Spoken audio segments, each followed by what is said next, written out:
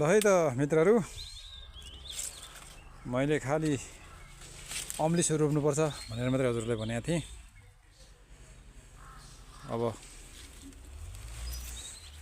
रोप्नुपर्छ मात्रै भन्नुभयो। अब रोपेर कहिले फाइदा होला र भन्ने तपाईँहरूलाई लाग्नु भएको थियो होला, लागेको थियो होला तपाईँहरूलाई। रोप्नु भयो भने 1-2 वर्षमा भइ नै हाल्छ है मित्रहरू।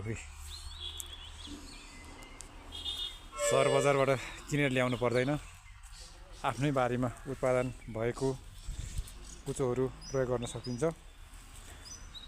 आज चाहिँ मैले कुचो निकाल्दैछु। हाम्रै अर्ग्यानिक अफिस आसपासमा उत्पादित